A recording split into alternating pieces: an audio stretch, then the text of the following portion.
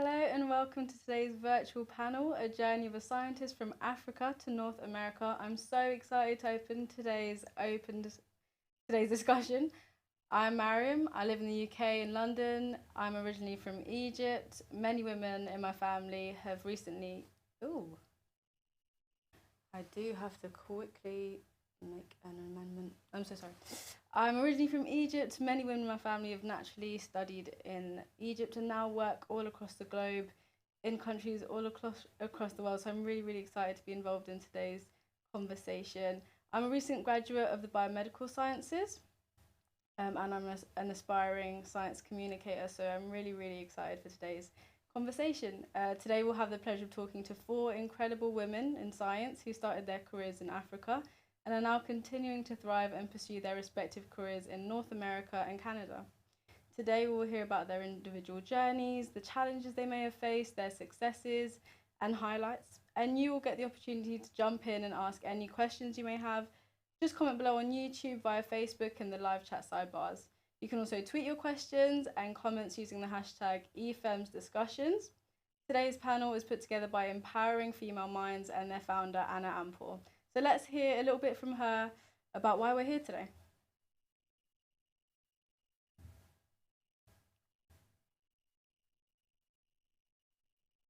Might just have to wait just a few technical difficulties there. So I don't know if we're going to be able to hear from Anna just yet.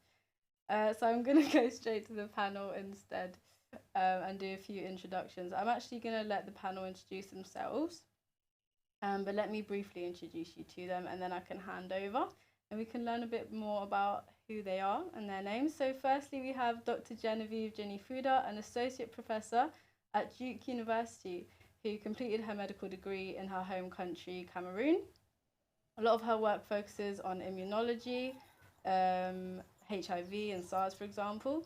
Secondly, we have Margaret Akape, a PhD candidate in the Department of Astronomy and Astrophysics at the University of Toronto. She completed her undergraduate degree in Nigeria, where she was born. And next up, we have Dr. Irene Owusu-Donkor, an epidemiologist at the research fellow at the Noguchi Memorial Institute for Medical Research at the University of Ghana, and who has worked in the field of neglected tropical diseases for about 13 years now. And lastly, we are joined by Lillian Julie, who relocated from Ghana to America to pursue her studies. She is currently a student at the Florida Institute of Technology and works in the biopharmaceutical industry as a life science applications engineer. So I'm really excited to hear more from you guys. Can I start? Oh, actually, I'm going to be able to play Anna's video now. So just after we listen to that, we can hear more from our panelists about who they are and get some introductions. So I'm going to pass you over to Anna to hear more from her. Hi, everyone. My name is Anna Ampah, and I am the founder and the executive director of Empowering Female Minds in STEM, also known as EFEMS for short. And I would just like to welcome you all to our online panel discussion that we have for you guys today, which is called The Journey of a Scientist from Africa to North America, and it's hosted by KMTV. And so, myself and my team, we put together this wonderful event to help African women who are in STEM and would like to venture out to North America, either to gain more opportunities or to build their career. And we are hoping that you can learn a lot from all of these wonderful panelists that we are bringing to you guys today. And so, we plan this event like many of our other events with our main mission in mind, which is to help women in Africa who are in STEM to overcome barriers of gender disparity and being the minority in a field that they are more than qualified to be in. So, if you're a woman in STEM residing in Africa, I really want you guys to connect with us over social media, where you can find us at Empowering Femmes. Also, to connect with us by signing up to our mailing list, which you can do by visiting our website at www.empoweringfemmes.com. And that's only because we have a lot of great events planned for you guys next year, 2022.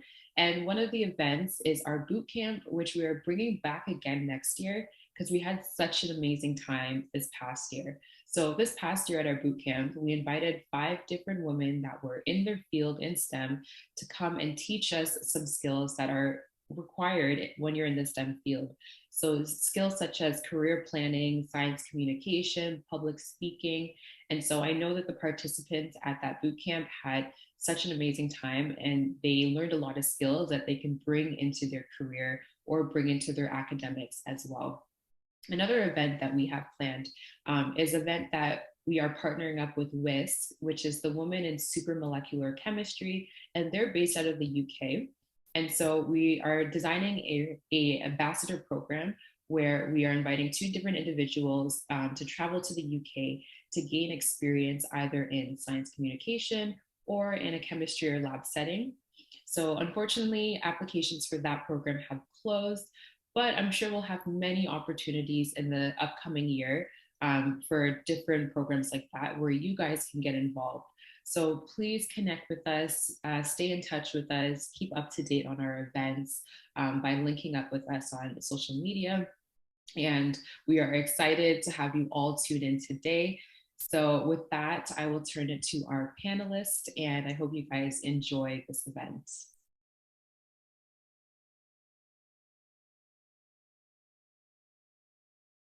Nice to hear from Anna there, more about the event, and really, really excited to welcome you guys back with me. I actually have Irene with me now, which is super exciting. So I'm just going to pass over to you guys for introductions, which might be a little bit easier. Let's start with you then, Irene, now that you've joined us. Tell us a bit about you, why you're here, and a little bit about your career. Okay, thank you, Mariam. My name is Irene Usudoko. I have a PhD in public health from the University of Ghana. My field of work has been in neglected tropical diseases, and now I'm veering into viral ecology. And when the COVID pandemic struck, I took advantage of it to do some serological work in COVID. So in Ghana, I'm doing work on COVID-19. I'm trying to determine the serological prevalence in all across Ghana. Um, Basically, what I've been doing is mainly field epidemiology. So I go out to the field, collect samples, come back and test them in the lab and give out results. And I've been working in this field for the last 15 years. It's been interesting. It has its challenges. So I want to share with you what I've experienced so far and how we can make things better as female scientists. Amazing. That sounds really, really interesting. I can't wait to hear more from you. Can I move to maybe Margaret? Do you want to introduce yourself and tell us a bit more about you? Sure. Thank you so much for having me here. I'm so excited to be able to reach out to the so many people that are listening to us today. So, like I've been introduced, my name is Margaret Ikape. I had my BSc in in physics and astronomy, sorry, from the University of Nigeria, and then I went for a master's program, a master's in mathematics from the African Institute of Mathematical Sciences in Cameroon, after which I went for another master's program in the University of Toronto, Canada, and then I stayed behind there for a PhD, which I'm currently rounding up now. So that has been my path, my journey so far. I'm really glad to be here again. Thank you so much. Thank you so much. Really, really interesting. Again, I really can't wait to hear more from all of you individually. But can I move to maybe Genevieve? Do you want to introduce yourself and tell us a bit more about you? So, hi everyone. I'm Genevieve Fuda, and I'm originally from Cameroon. And I went to med school in Cameroon. And when I finished med school, I continued my study in the US. I went to Georgetown University where I did a PhD in immunology. I then did my postdoc in immunology again with more orientation in virology, working. That's when I started working on HIV at Duke University, and I stayed there. And I currently am an associate professor in the Department of Pediatric, working on pediatric infectious disease immunology. Incredible. I'm Thank you. sure working, you're welcome. I'm sure working in biology has been very interesting recently. And let's finish off. Can I ask my final panelist to introduce themselves for us? Hi, Hi Lillian. Can everyone, I my name is hear from you? Lillian. Yes. Hi everyone, my name is Lillian Ajimanyabua and I'm a plastics engineer currently working as an applications engineer at Integris, which is a life science company. I started my journey in Florida after high school in Ghana at Tema International School. And then I transitioned into Massachusetts, finished up with a plastics engineering degree at the University of Massachusetts Lowell. And currently, I'm using my experience, my journey to inspire young Black women to pursue careers in STEM by sharing my struggles, my successes, just to really create more space for Black women in STEM. Amazing, incredible. What a goal. So thank you so much for those introductions, guys. We're gonna have a really exciting discussion. We have a real blend of people with us today. Some students, some people that are a bit further in their career, and some researchers and some non-researchers. So I'm really excited to start getting into these questions. Can I just remind everyone, if you have any questions while you're watching along, please do pop them in the comments of the YouTube or the Facebook, or tweet at us on social media using the hashtag EFEMS discussions. And we'd really love to hear from you guys. Can I throw out my first question for you, which is, how do aspiring scientists, young women, go about finding some funding to do some of the things that they want, or finding a scholarship, maybe in North America or around the world? And how did you guys find that? Whoever wants to start.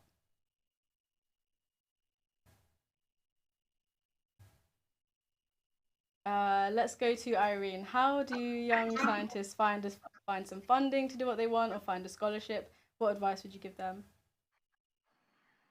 Well, what I would say is, first of all, you have to read around a lot.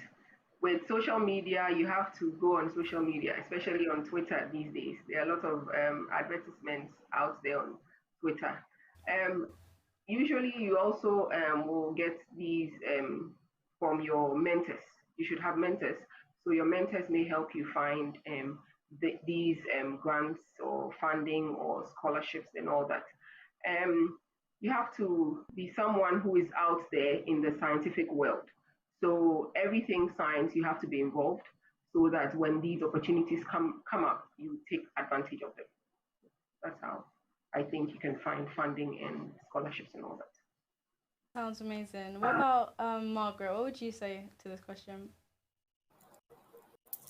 I think once young scientists can find funding would be to reach out to institutions that you are interested in and just ask if any of the professors in that institution have funding available to take on a new student, and they can get back to you and let you know if they have funding or not. And that's one of the ways I know a lot of people have gotten funding for grad studies abroad. Amazing. Sounds really good. I think your current professors and your current institution are, going to be one of your main resources for finding any funding and scholarships. Can I move maybe to Genevieve? Do you have anything to add on to that? Um, Unfortunately, I wasn't able to. I have some connection issues, so I'm not able to hear what the other panelists said. So I hope I'm not going to repeat. I would say many universities have scholarships, especially for people who apply for PhD. It's really competitive, so it is really important to have very strong application. And so that is, one part, that comes to mind. The other part is with conferences. There are a lot of scientific conferences where they have a scholarship, especially for people who are coming from countries with limited resources. And I think it's a good way to get yourself out there and meet other people. Which one? So if there is, a conference in your field, and you have something that you can present, I will, suggest to try and because that will be a very good opportunity to meet other people and make connections. Definitely. Sounds really, really good. Networking is definitely key. Um, so amazing advice. And Lillian, do you have anything to sprinkle on top there? I know a lot has been said already. And this is information that I got from a graduate admissions, someone who works in graduate admissions, and he basically shared that there is a lot of scholarship out there. You just need to ask. And so I'm sure someone has mentioned this already, but I would say that coming from Ghana, that's something that, I wasn't doing very often, or I wasn't very comfortable doing. But then once you start asking the right questions, you will know that there's so much information out there that's available to you. Definitely, really, really great answer there. I think the main thing to reassure people is that the scholarships do exist, the money does exist. You just need to tap into it at the right times, and really be confident and put yourself out there, even if you are slightly nervous about it. So I'm gonna move on to my second question, which is how would a aspiring scientist reach out to a potential PI? So someone that's basically the group leader of their research. And does everyone need a PI? I might start in the same order. Dr. Irene, can I go to you with this one? Okay, yes. First of all, I think if you don't have a personal relationship with a person, you don't have any form of relationship with a person, you could go through somebody who has a relationship with a person, a working relationship, a personal relationship. If it doesn't work that way, then maybe you could send an email, introduce yourself, tell the person what you do, what you're interested in, and why you would want the person to be your PI. Um, does every scientist have to have a PI? I think not necessarily a PI, but I think every young scientist should have a mentor, someone they look up to, someone they take advice from, someone they can share their problems with, their challenges with, so that the person can advise them. And it could be one or more. You could have one in if you're in different fields. For instance, my area of specialization is epidemiology and disease control, but I do a bit of parasitology. So I have more than one mentor, one in epidemiology, one in parasitology. Now I have another mentor in virology. So then it's easy for me to relate to them on all levels. So you first of all go through someone who knows the person, or you send a nice email telling the person who you are, what you do, what your interests are, and why you would like the person to be your PI or your mentor. And I think that should work. Thank you. Thank you, Irene. Yeah. That is really great advice. Again, I think mentorship is really important. Um, we all need mentors to guide us through our careers and through our learning experiences. So excellent advice. Can I please move to Genevieve? Do you have anything to add to that? No, I will just second what Aaron said that, the easiest way to connect is to go through someone who knows the person.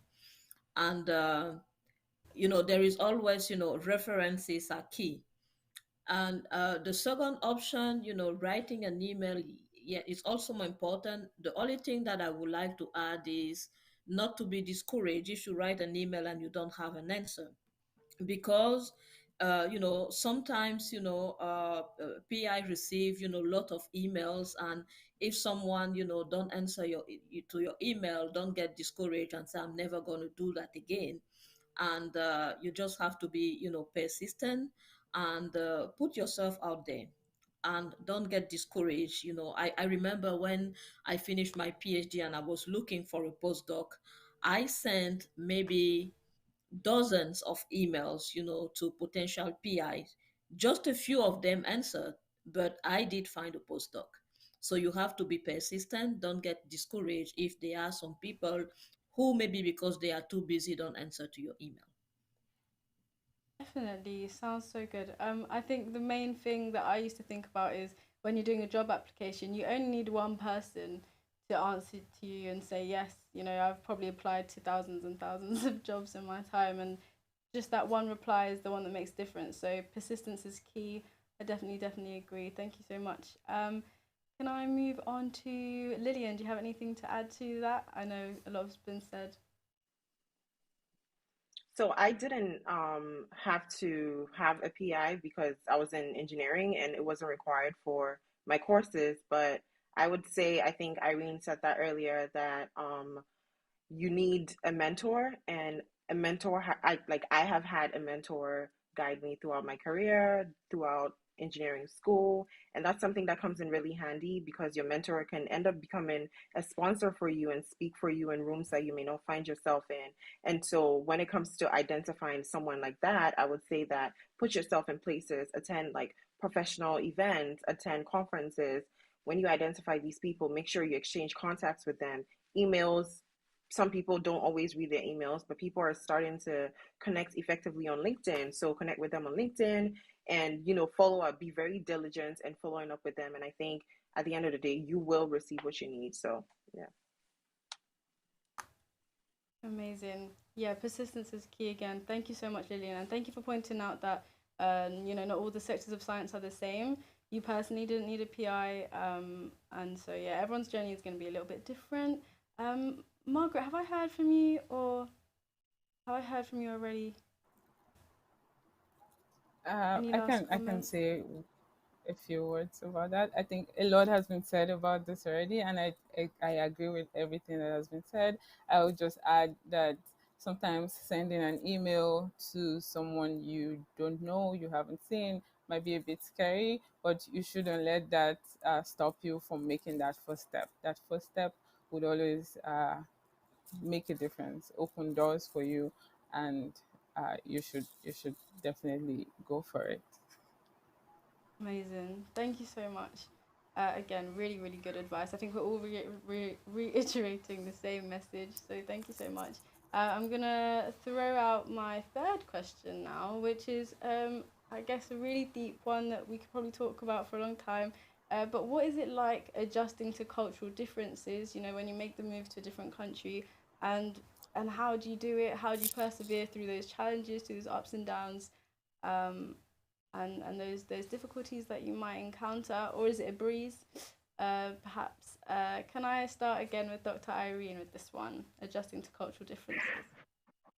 Okay, thank you. How is it like adjusting? Personally, I took it one day at a time. So I moved from Ghana to cold, cold Montana, and it was very different for me. But what I tried to do was be friends with my lab colleagues, ask a lot of questions, try to find out how the lifestyle is like, and see how best you can adjust. So um,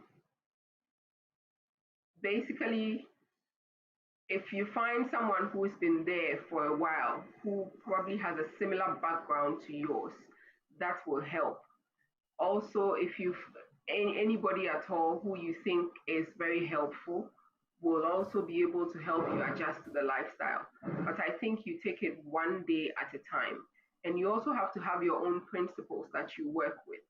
So you don't just adjust to anything, but you have to have your principles and know what you are there for, why you are there, and make it work for you.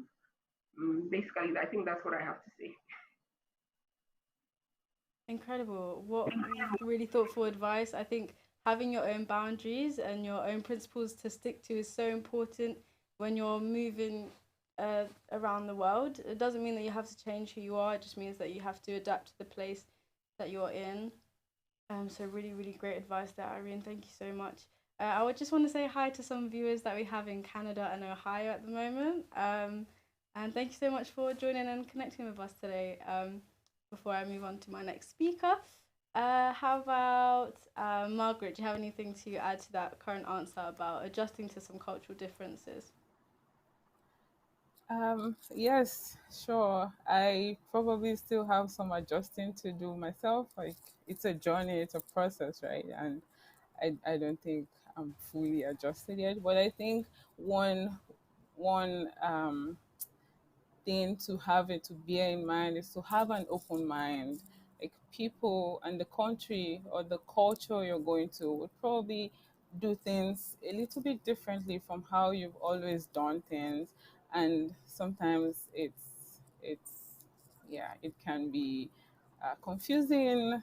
But if you have an open mind and understand that these are different people and this is how they behave, this is their way of life, I think that helps a little bit. And also, like has just been said, you should try to find a community of people that look like you, people that talk like you and do things like you. I think that helps also.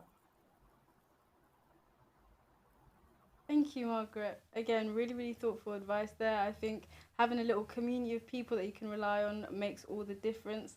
You know, in my experience, I know that my parents at home have a small community that they found through the church. You know, maybe different religious communities, different local communities always come together and can support each other. So, again, excellent advice. Thank you so much for that. Can I move to Genevieve? Do you have anything to add to that? No, I think a lot have been said. I will just support, what the other panelists said. Have an open mind is really important. Things are going to be different from what you're used to, and you need to be open to the fact that, there are good things about this new culture and things that you can embrace, but it doesn't mean that, you have to fray away from your principles. The only other advice that I will give is, to just try to make a balance between, having, a support group and, a community, your community, people who look like you, but don't just stay with them because, otherwise it's kind of sometimes trying to recreate home far away from home. So it's good to have, people from your country, and many schools have association of, African student, where, you can really get support and you can get advice. But it's also important to have friends who are not from your background, so you can really fully experience what it is to be in this new culture and learn from this culture. Amazing. Thank you so much. Yeah, definitely immersing yourself in the country and in its people as well. Great advice. Lillian, last of all, do you have anything that you could possibly add on to that, to all these great pieces of advice? So I think everyone has touched on bits and pieces of what I want to share, but I don't know if it's a privilege, but I had two cultural shock experiences because I went from Ghana straight to Florida. The weather was amazing. The people, I connected with a lot of African students. So I was just like, I felt safe and I felt at home because we formed like a community for ourselves. And then I had to transition to Boston, Massachusetts, which is really, really cold.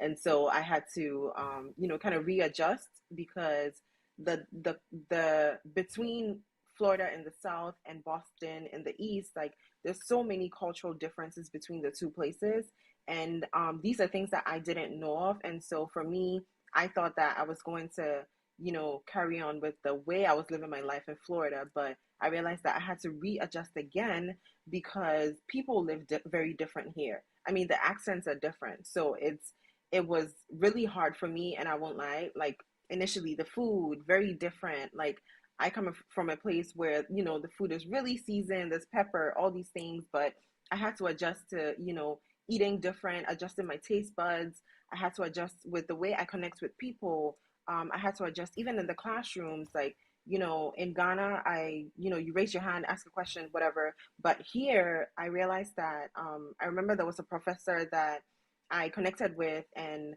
I was asking a question in class, and I said, Mr. Let's say his name was Smith. I was like, Mr. Smith, and he was like, no, call me Sam.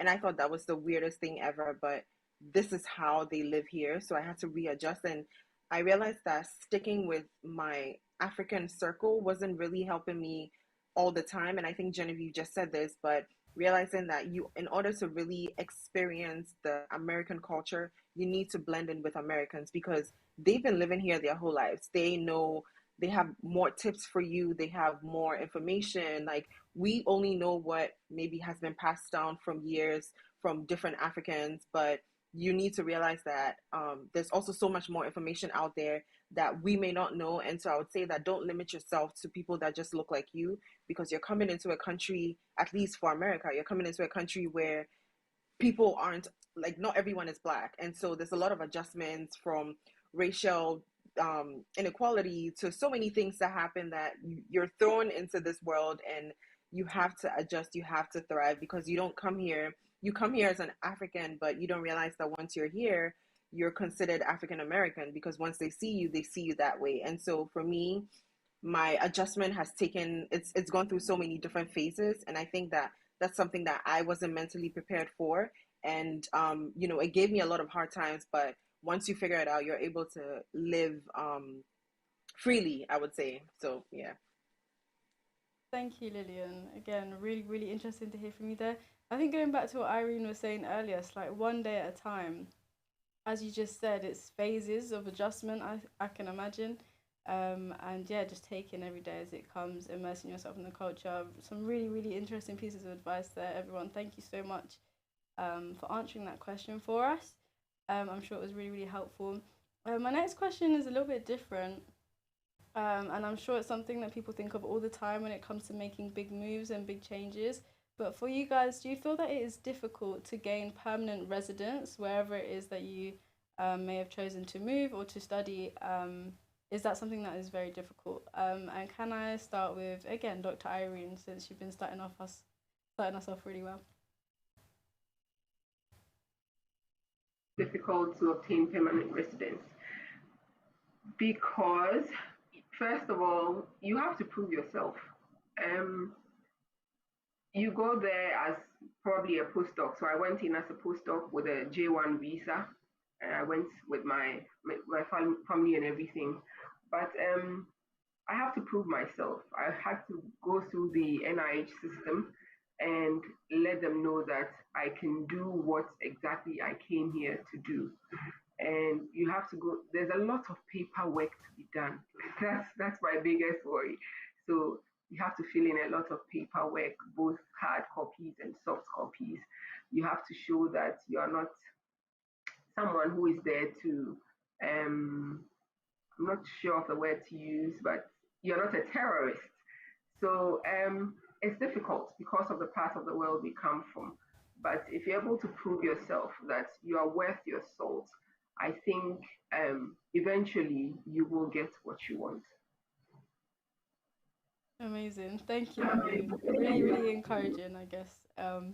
It takes time to prove yourself, I guess, to the people around you. Could I move to Genevieve? Do you have anything to add to that answer? Um, yes, the first thing that I want to add is that staying here and gaining residency is not the only path, and everyone have to decide what they want for themselves. Some people just want to come and have the training and take the knowledge back home, and it's perfectly fine, and we need that. And then some people want to stay here for a career and hopefully connect with some of the people who went back, because it's really through this chain that we are going to contribute to the development of our continent. Now, the gaining residency is not easy. It's not something that is given trivially. There are some paths for scientists, especially if you stay in academia. Having a residency in industry, it's a little bit more challenging, but there are some ways. I'm not a immigration lawyer. Sometimes you will need to hire an immigration lawyer, but one thing that will always be helpful, as Irene said, is to be the best you can, because even with these parts, usually you have more chances if you can prove that you bring value to this country. So yeah, that's really what I want to say. It's not easy, but it's not impossible to have a residency. Amazing. Thank you so much. I guess it does depend on what you want, and permanent residency isn't always the thing that people want, and people may change their mind once they've gone and visited and adjusted and seen the country that they decided to move to. We are getting a rush of really interesting questions from the audience, so I might just swerve to a different question here. We have a question from Clementine Ademi. Thank you so much for joining us. And it's a question for Margaret specifically. She says, you're in an especially male-dominated field of astrophysics. How did you handle any bias or discrimination that you faced? And did you have any male allies? Question for Margaret there. Yes, thank you. That's a very exciting question there. So yes, astrophysics is a very male-dominated field, especially uh, outside the country and even in the continent. It's a very male-dominated field. But I guess one thing that kept me going was just the interest that I had going into the field in the first place. So that kept me going, and yes, I did have male allies. I had, well, obviously growing up and attending class with a lot of with 90% or even 95% male colleagues, you form relationships, and those relationships grow as you move along in your career. So yes, I did, um, and sometimes those people uh, help some when I face discrimination, but um, so far I don't think I've had any major issues regarding discrimination. Amazing. Thank you so much, Margaret, for answering that question. That was really, really interesting. I think allies are so, so important. As stated in the question, allies are so important to have male allies and allies of different races.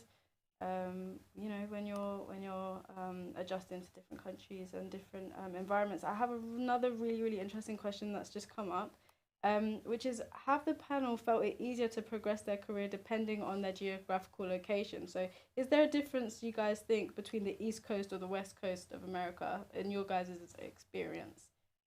Does anyone specifically want to take that? Lillian, can I go to you with that? Um, Honestly, I would say it's been easier for me in the East Coast. I don't know if it's because where I am now, there are a lot more colleges here, and or I have just grown to a point where I'm just operating differently here. But it's been easier for me here because I I feel like I think it's the same regardless of the coast that you're at or on. But I would say for me, it takes a level of growth to be able to know how to maneuver living in this country, because I realized that the more I matured, the more like I just knew the right questions to ask. I just knew what I wanted at that point. But then when you come here and you're just 18 and you don't know what you want, it's very hard for you to be able to navigate the life here. So I would say that it doesn't really matter. Interesting, very interesting. Thank you for that. Irene, do you have anything to add about the East versus the West Coast? Well, I have been to only one side of the US, so I can only answer to that. But I think, yeah, it takes maturity to be able to do what you have to do. So whether you're on the East Coast or on the West Coast, you still have to know what you want. Um, Adjusting is one day at a time, and being able to, um, well, the cultural shock um, always happens on whichever side of the coast you are. So it takes maturity, like Lillian said. As you mature, as the days go by, you get to know how things work. So you're able to make more mature decisions as to what you want out of your being in North America, and if you want to stay, you know which path you will take. And if you also want to come back to Africa to contribute to science here, then you know which path to take. So basically, that's what I have to say. Interesting again. Yeah, I guess wherever you go, you're going to have a cultural shock, regardless. So that's really, really interesting. We're getting lots of positive comments from you guys. So thank you so much for tuning in with us. Anna Venus says that she agrees so much that the mentors are so important. And Nana Fringpong says that she's learning so much from this discussion. So thank you again to our panelists for sharing their wisdoms with us today. I'm really, really enjoying it and learning a lot from you guys. So I'm going to move to my next question, which Irene, you almost touched on there. The next question is, Do you guys think it's worth returning back to Africa and sharing your research, sharing what you've learned with the people there in your home countries? Or did you guys think it was better to stay in America? Is that a decision that you have to make versus stay or go back home? Can I start with Genevieve there? Is that okay? Um, yes, I think, it's a personal decision that everyone want to have to take. And there is no wrong or right answer. Um, for me, when the time came to take that decision, I just thought about where I felt I could have more impact.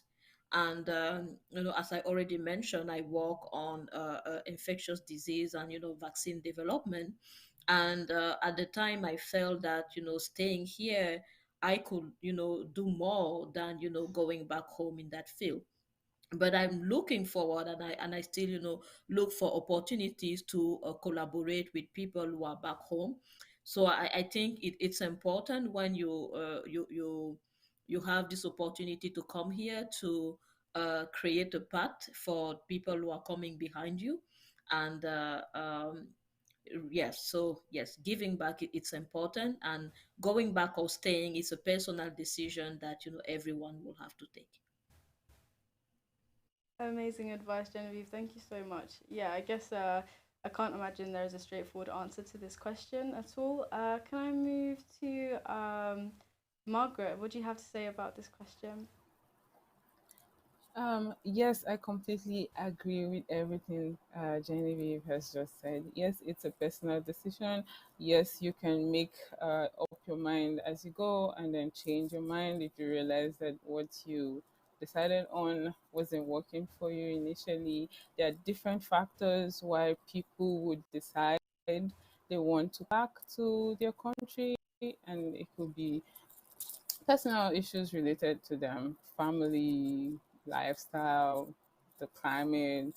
Some people don't want to live forever in a cold country, and those are all valid reasons.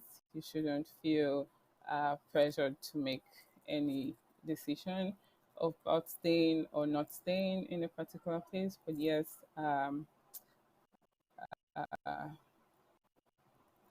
is need to make that decision for themselves. And like Genevieve just said, giving back important. People to their close back, but there are different ways to give back, and you don't necessarily. I don't think you necessarily have to move back to your home country to give back. There are other ways that you can figure out a way to give back if you really want to stay behind in the country.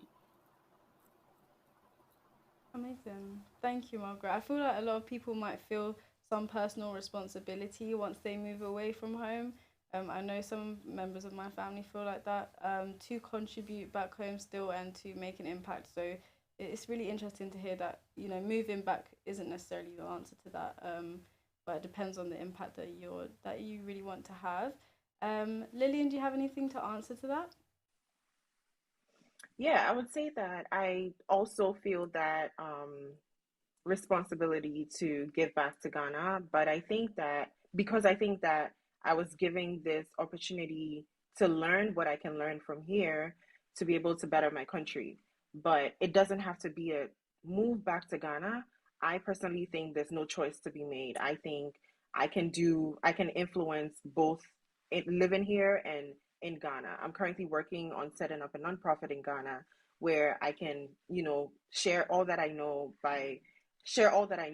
with people in Ghana, but then I'm also still here being able to impact people here. So I think that it's not really a choice that I have to make, but I personally feel like I really do want to share the information that I've gained here with people who may not be privileged enough to come here for studies or for work or anything and not miss out on the opportunities that we have being here. So, yeah. Incredible. Yeah, as you mentioned, we live in a world where we have these technologies that mean that we don't have to be physically around to talk to people and to communicate with people. I know, Lillian, you do stuff on YouTube, you do stuff on social media, which can have massive impacts in itself. So you know, being somewhere physically is something, but we can also do a lot of things these days with the technology that we have available to us. So really interesting. Thank you, Lillian. And can I finish with Dr. Irene? Do you have anything that you could add to this really interesting question?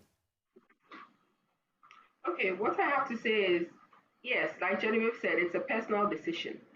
But then, as a scientist, you have to have collaborations, and that's very necessary. So if you decide to stay out there, you have to make sure that you have collaborations in your home country or whichever country you want to work in. If you decide to come back home as well, then you have to make sure you've made the necessary connections, the necessary collaborations out there.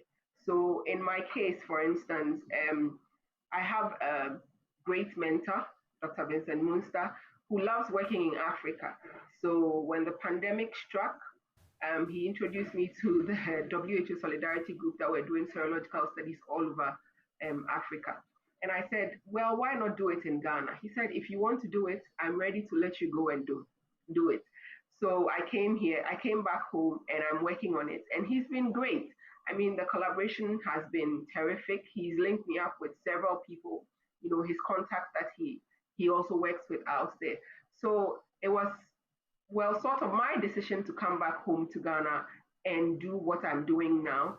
But then I made sure that the collaborations were there, the links were there, the connections were there, so that whatever I'm doing, it's not stuck to Ghana alone, but then it's all over the world. And now I have funding from different organizations who are willing to, you know, help make science in Africa progress. So once you make the decision, you have to make sure that you don't limit it to where you find yourself, but then you make it broader, whether in Africa, whether in Asia, whether in Europe, wherever, so that you have the links, you have the contacts, you have the collaborations, and you also create opportunities for others like you to be able to do even better than you have done. Thank you.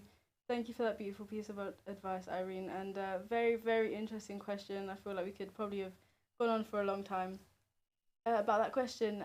But again, I want to really thank our viewers for all the positive comments that we're getting and extend thanks again to our panelists for this really, really interesting discussion that we're currently having. I want to say hello to our viewers in Ghana. Arura and Daisy say that they're learning a lot from this discussion. So again, thank you guys for tuning in with us and thank you to our panelists. We don't have a lot of time left, but I want to ask you guys this question, which has come in from the viewers. What do you guys see in the future for you guys? Obviously, your answers are going to be very different to each other, but what does the future hold for you guys as scientists and as individuals? Maybe I'll start with Genevieve for that one. So for me, the future is, really continue, working in science and in vaccine development, but also starting to work towards a more administrative role. I'm really interested in mentoring, especially mentoring of women. So you can understand why I'm here. And mentoring of women, mentoring of underrepresented minority in the US and around the world. So this is really a component that I would like to emphasize in the next phase of my career while continuing working in research. Thank you so much, Genevieve. That's really, really interesting. Margaret, can I go to you next? Yeah, sure. Well, the immediate future for me, obviously, is to finish off my PhD, and afterwards, I'm still undecided, but I think generally it's going to be a bit of teaching. I like teaching, I enjoy teaching, and outreach. I like to tell the public about astronomy and give like public lectures, tell people what the night sky looks like, and show demos. And I think that's what the future probably holds for me. Well, it sounds exciting. I think I'm seeing a pattern that all of you guys are really interested in outreach and having an impact on your, on the people that are coming next to you, as Genevieve mentioned earlier. Can I go to Irene next on this one? Yes, I think the future, It's basically mentoring and creating opportunities for young scientists to grow, especially female scientists, because in the science world, we women have a very tough time. So mentor young scientists, create opportunities, um, well, look for more grants so that other young scientists can also progress in their careers. And I think that's what the future holds for me. Amazing. Thank you, Irene. Again, a lot of mentorship and a lot of creating opportunities for young women in science, which I'm all for as a young scientist myself. Can I end with you, Lillian, on that one? What does the future hold for you? So for me, I'm looking to go into science communication, so exploring more fields in that area, as well as exposing more underrepresented Black women into the STEM field. So basically, I'm doing what young Lillian would have wanted to see when she was younger. So however I can do it, whether it's me in front of the camera, me behind the camera, me creating different opportunities, that's where I'm at right now. Very exciting. I'm really excited to sort of follow you guys in your futures, and I'm sure it's gonna have a lot of success in your goals for the future. We have a few more minutes, so I'm gonna fit in my last question, which I'm really excited about. Is your top piece of advice for young women, or just women that are new to science? Some people have career changes during their lives. Women that are new to science, they might be starting their careers in Africa, and maybe they want to move elsewhere, maybe they want to search for opportunities elsewhere. What's your main key piece of advice that you hope that they take away with them today? And I'm going to start with Dr. Irene. Okay. Um, what I'll say is don't be afraid to make mistakes. It is through the mistakes that you learn. So learn from your mistakes, have mentors, have put yourself out there in the scientific world. So attend scientific conferences, scientific meetings, anything that will help you grow in the world or field of science. Um, I think you should also work hard and work efficiently and effectively, and you'll be a great scientist. Thank you so much, Dr. Irene. Can I move to you, Genevieve? Yes, I think Irene said it all. I cannot emphasize enough work hard and be perseverant.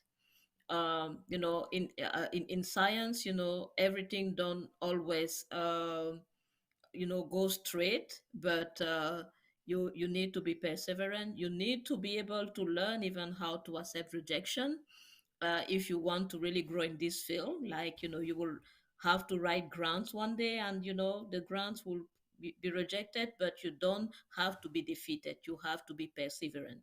If that's really the career you want to do, work hard, be perseverant, have good mentors. They can give you tremendous advice and help you move forward. Thank you so much, Genevieve. So be prepared for bumps in the road. Definitely some really, really key advice. I'm going to add something onto this question. Um, in light of the COVID-19 pandemic, we can't ignore it. It's I wish we didn't have to talk about it, but it comes up again and again. And one of our viewers, Clementine, has asked us a question.